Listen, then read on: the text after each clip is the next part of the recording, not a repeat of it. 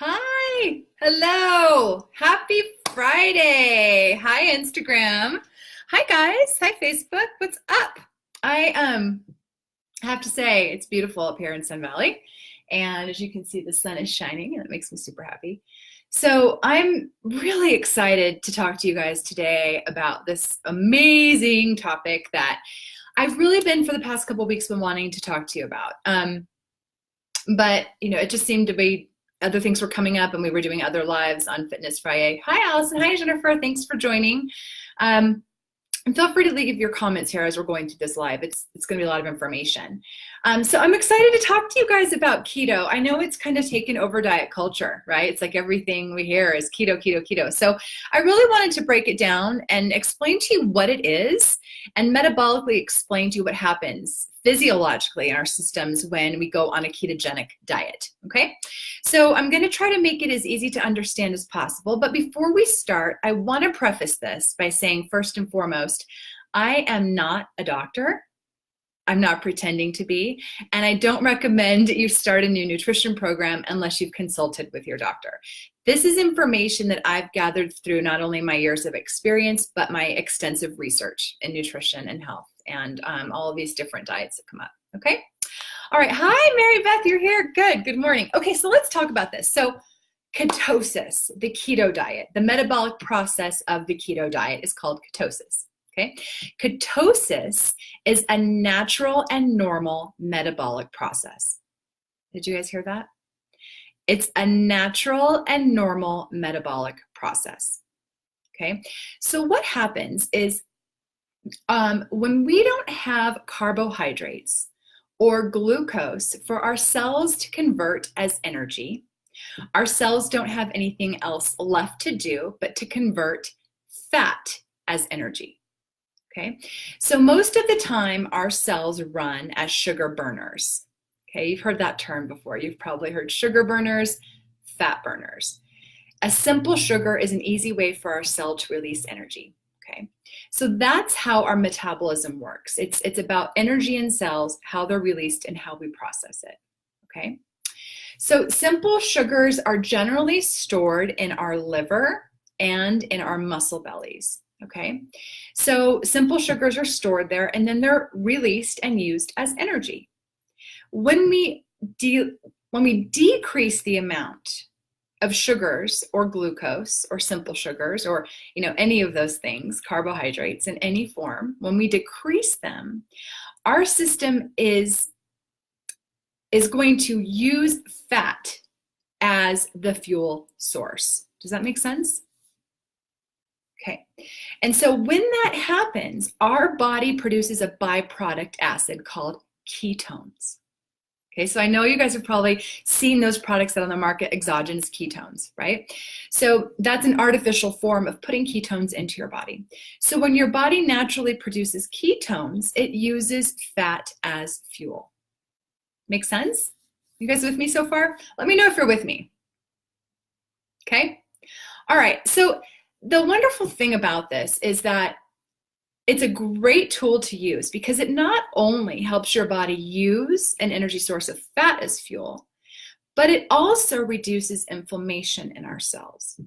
So not a lot of people talk about the benefits of keto except for weight loss, but I want to share with you a little bit backstory. We're just going to do a little digression really quickly.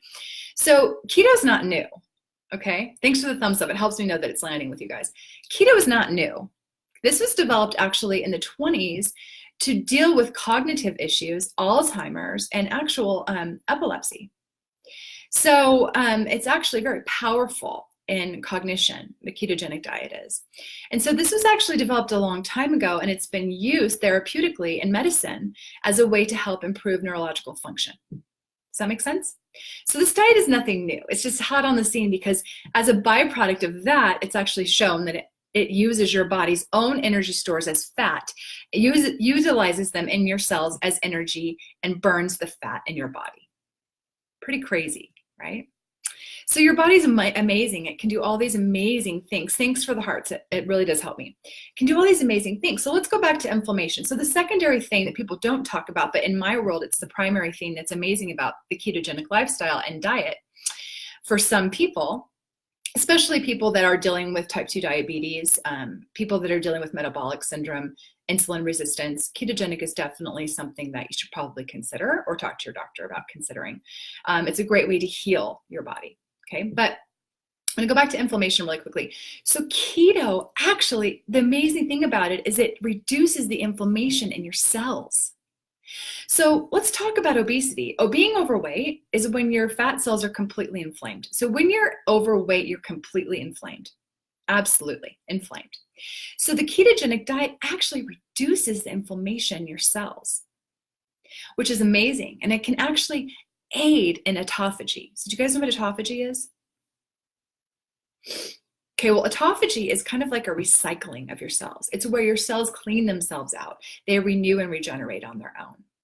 And so in the face of when your cells at a very cellular level, when they are overfed, right, with lots of food, every 4 to 6 hours people are eating or is eating 6 meals a day. When they're overfed, what happens is the cells are like, oh, I can multiply because I'm overfed. Oh, I can multiply. So they split. That's dangerous. Cancer is derivative of cell splitting and abnormalities. So when you limit your glucose, when you eat 3 times a day or you do a little bit of intermittent fasting, what happens is the autophagy happens and the cells stay together and they just recycle and clean themselves. It's almost like a cleanse for your cells at the very base level. It's fantastic. Okay, so that's part of why keto is used in a lot of health conditions because it's anti-inflammatory. But it can be inflammatory if you do it incorrectly. And that's some of the reasons why, there's some issues I have with keto because I think people do it incorrectly because they don't have the knowledge or the understanding of how to do it the right way and the most healthful way. There's a lot of ways to do it wrong, in my opinion. Okay, so the other thing I think you guys will probably hear about is that, when people start keto, they lose a lot of weight quickly, right? Like you'll see people are like, oh, I lost 10 pounds in a week, or I lost 8 pounds in a week. Well, I just want to explain this idea of inflammation and go back to that for a minute. So when your body is carrying a lot of glycogen, i.e. glucose, sugars, carbohydrates in your system, in your muscle and in your liver, basically every single carbohydrate molecule holds 3 water molecules. So let's put that in perspective. Most of the weight that you're losing in that first week or 2 on a ketogenic diet is mostly inflammation from water weight. So you're losing all of that water weight. Immediately that's coming off, and then the fat starts to come off as your body transitions to being a sugar burner and transitions into being a fat burner. Okay, so when they lose that initial weight, it's mostly water. I'm not saying that it won't be fat in time, it just takes a little bit longer. And being fat adapted takes about 6 to 8 weeks, honestly. Okay, so you're going to lose that initial weight. But what happens when you lose a lot of water weight, you guys? You lose your electrolytes. You start feeling bad. Your limbs start feeling heavy. You start feeling zapped of energy. Because with all that water comes all your potassium, sodium, magnesium out the door. You guys get it? So a lot of times when people are transitioning from a sugar burning kind of diet where, the government has this crazy notion of telling us that we need 60% of our calories from carbohydrates, nonsense, but it's so antiquated, it's unbelievable, and they haven't changed the science on it, but it doesn't surprise me because there's not a lot of money in ketogenic diets because, Sara Lee doesn't, you don't have to eat Sara Lee or any of the big corporate moguls that are out there dishing us a bunch of unhealthy food. So anyhow, I'll get off my tangent on that. But what I want to go back to is a really good way for you to feel better as you're transitioning, if you choose to go this route, is to make sure you're getting your electrolytes. So if you're not getting your electrolytes, you're not adding a little bit of pink Himalayan sea salt, hi Tammy, to your water. If you're not getting your magnesium and potassium, you're going to start to feel drained because that inflammation's rushing out of your body and you're losing that water weight. And with that water weight comes all those electrolytes. Does that make sense? Is that landing for you guys? So the best way to help transition yourself as you're dropping those carbohydrates is to ensure that you're getting a lot of electrolytes. And let me just say, ketogenic diet or keto diet is not low carb. It's not South Beach. It's not Mediterranean. It's not paleo. It's not intermittent fasting, you guys. Ketogenic diet or being on the keto diet is when your body is producing ketones. That typically cannot happen unless you are about, oh gosh, less than 5%, 10 to 5%, I'd say, carbohydrates in your system. Okay? That's a lot of fat in your diet. So this doesn't mean it's a high protein, low carb diet. This is not keto. Keto only happens when your body produces ketones. And generally that can only happen when you're only getting about 5% to 10% of your intake of nutrients from carbohydrates. Does that make sense, you guys? Hi, Stephanie. Good morning. Does that make sense? So don't get it confused. Low carb is not keto. Low carb is low carb. Okay, keto is when your body is producing a byproduct, an acid in your liver that is an actual ketone. And that ketone goes out into your body, and that's a ketogenic diet.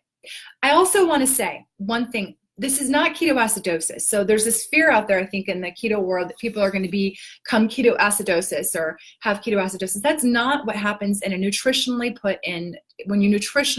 put your body in keto or ketosis. Not the case. So ketoacidosis is generally for people that have type 1 diabetes that do not produce insulin. That is a dangerous situation when you're in ketoacidosis. That cannot happen. I'm not going to say cannot, I'm not a doctor, but it is extremely unlikely that would happen if you're nutritionally and you're in a keto diet, okay? Does that make sense, you guys? Hi guys, thanks for joining. Let me know if you have any questions as we're going through this. Okay, so we talked about inflammation. So I want you to understand that the energy shift from being a sugar burner to a fat burner, there is a huge cellular movement. Your body is cellularly changing on how to produce energy in your body. So this is why that first week or two becomes challenging and people usually quit. And the reason they quit is because they go all or nothing. They don't know how to properly transition into that ketogenic diet. So the other problem I have, a little bit of problem I have with the keto diet, and the reason why is because people do it improperly, is because they are inundating their body with omega-6s. So let me break this down. Omega-3s are anti-inflammatory. They decrease inflammation in your body. Omega-6s are packed full of inflammation. And when you have an imbalance, that's where your inflammation increases in your body. Okay? So let me be very clear about this. Ketogenic is about a very high fat diet, extremely high fat, very low carb, and low protein, okay? And I want to make this clear also. If you are getting all of your fat from meat sources, this is a dangerous situation, and this is why I have an issue with it, because people don't understand this component, so listen to me carefully. If you are getting all of your fat from high fat content meat, processed meat, non-organic sources of high-fat meat, this is a very sticky, dangerous situation. I'll tell you why. When you eat a high-fat, say you're eating a ribeye, and it's not an organic, grass-finished ribeye, you don't know where that meat came from at a restaurant. You don't know what kind of hormones were put in it. Guess what? That animal stores all of the hormones, the byproducts, the environmental things in its fat tissue. Did you hear me? So when people go keto, they just decide to eat bacon all the time. I love bacon. Believe me, it's great. It's delicious.